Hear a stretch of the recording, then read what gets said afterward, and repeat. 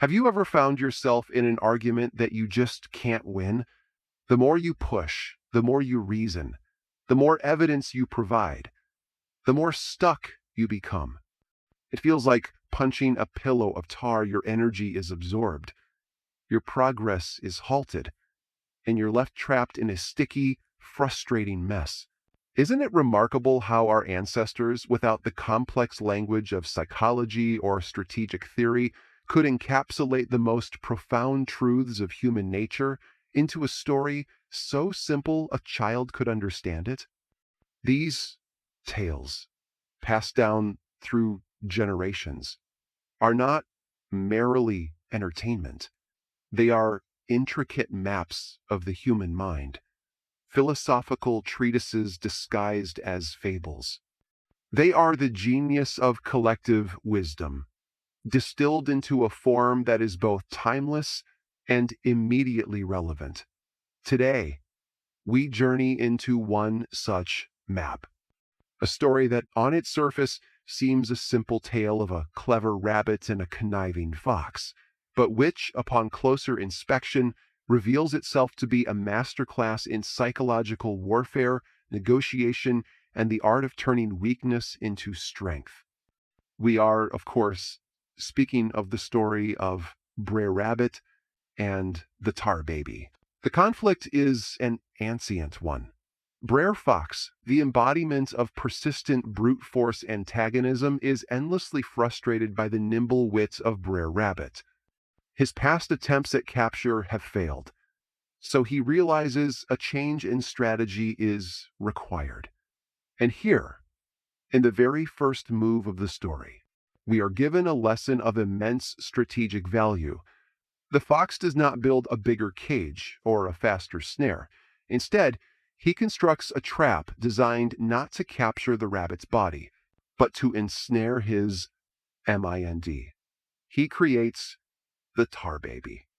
Let us pause and consider the genius of this creation. It is not made of steel or stone, but of tar and turpentine, common, messy, formless materials. The Tar Baby represents a particular kind of problem we all face.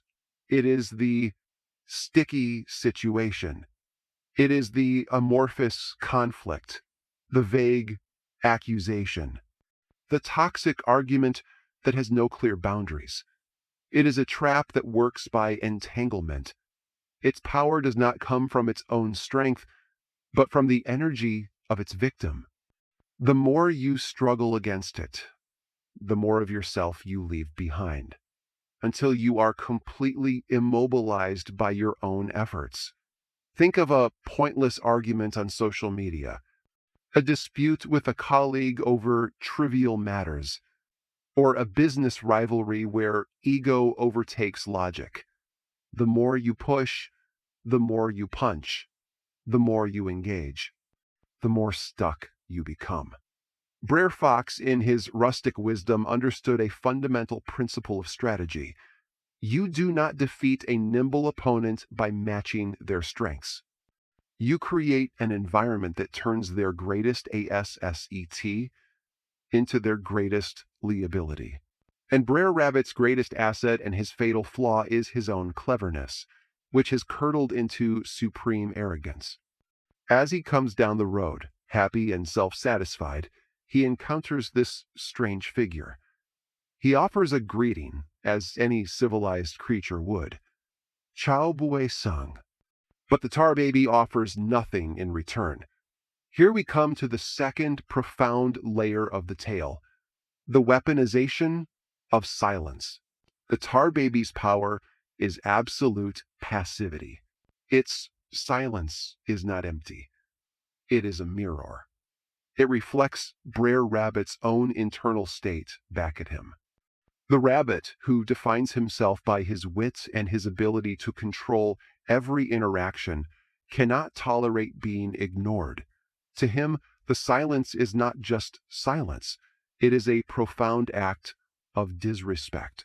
His ego, his need for acknowledgement, cannot abide the vacuum created by the Tar Baby's non-response.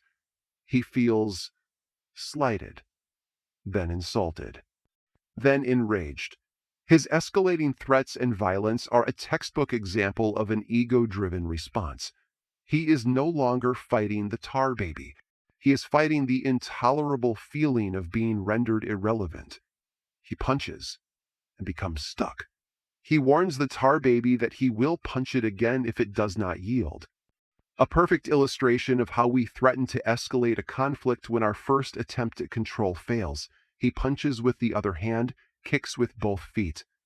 And finally, in a fit of pure, irrational fury, headbutts the silent figure, completely ensnaring himself. He was not captured by the fox. He was captured by his own desperate need to win a battle that never existed. In negotiation, in leadership, in any human conflict, there is a tremendous power in strategic silence.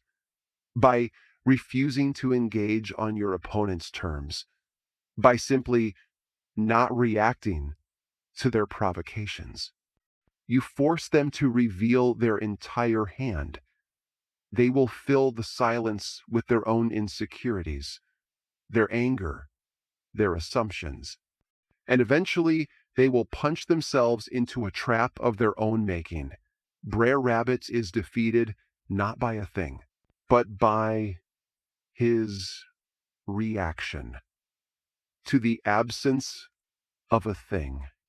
It is at this moment of total vulnerability, when he is utterly immobilized, that Br'er Fox emerges.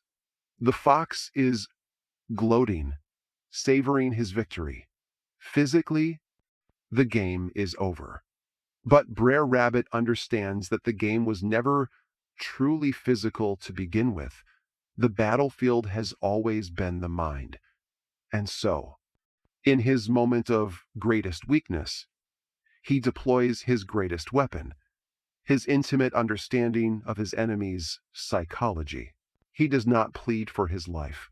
That would be a weak position. Instead, he begins a masterful negotiation, a clinic in reverse psychology. He immediately frames the terms of his own execution. "O Br'er Fox," he cries, "Nung toi len, treo ko toi len, lam ji kung duk." But please, for the love of all that is good, do not throw me in that briar patch. He presents a menu of options to his captor, giving the fox the ILLUSIN of complete control. But by specifically, desperately pleading against one option, he frames that option as the ultimate punishment, the one that would cause him the most suffering. Br'er Fox, blinded by his own cruelty and his desire to inflict the maximum possible pain, takes the bait completely. His ego, just like the rabbits before him, becomes his undoing. The thought of granting his nemesis the one thing he fears most is simply too delicious to resist. He believes he is choosing the most terrible fate for the rabbit, but in reality, his choice is being guided. He is being masterfully manipulated into delivering his enemy to the precise location of his salvation. This is the height of strategic thinking, to make your opponent of his own free will do exactly what you want him to do, all while believing it was his own clever idea. And this leads us to the final, and perhaps most beautiful layer of wisdom in this story, the symbolism of the briar patch to the fox. The briar patch is a place of thorns, of pain, of certain agony. It is the worst possible place he can imagine, but to Br'er Rabbit, it is home. It is his sanctuary. His parting words, "Kam erne Br'er Fox, ta duk sin ra valon len trong bui gaima," are a declaration of this profound truth. What appears to be a weakness, a hazard, a place of suffering to an outsider, Ascus is to the insider, a source of unparalleled strength and safety. This is the principle of the home turf advantage, elevated to a philosophical concept. Your briar patch is your unique, unassailable strength that others mistake for a disadvantage. It may be the complex field of knowledge you grew up in that others find impenetrable. It may be the chaotic industry you navigate with ease while larger, more rigid competitors falter. On a deeper level, our briar patches are often the hardships we have endured, the struggles, the failures, the very thorns that have torn at us throughout our lives, are what build a resilience and a wisdom that cannot be acquired any other way. We become comfortable in the discomfort that would destroy others. Br'er Rabbit teaches us that true victory lies not in avoiding the briar patch, but in knowing it so well that you can confidently guide your enemy to throw you directly into it.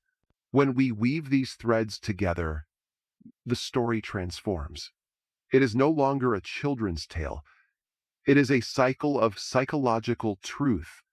It shows how our own arrogance and need for validation can lead us into sticky, formless traps where struggle only makes us more captive. It teaches us the immense strategic power of non-reaction, of letting an opponent's ego become their own prison. And finally, it reveals that the ultimate escape lies not in brute force, but in the subtle art of psychological redirection, grounded in a deep and profound understanding of what makes us uniquely strong, our own personal briar patch. The very thing that got the rabbit into trouble, his clever arrogance, is what allows him to think his way out of it, reminding us that our greatest strengths and weaknesses are often two sides of the same coin. We find ourselves stuck to a tar baby from time to time, an argument we can't let go of, a bad investment we keep pouring money into, a toxic relationship we can't seem to quit. The story of Br'er Rabbit stands as a timeless guide, reminding us that fighting harder is often the worst possible strategy. It urges us to stop punching, to stop struggling, and to start thinking. It leaves us with a lingering question, not of how to break free, but of how to redefine freedom itself. So we must ask ourselves, what is my briar patch? And do I possess the wisdom to make my enemies throw me there?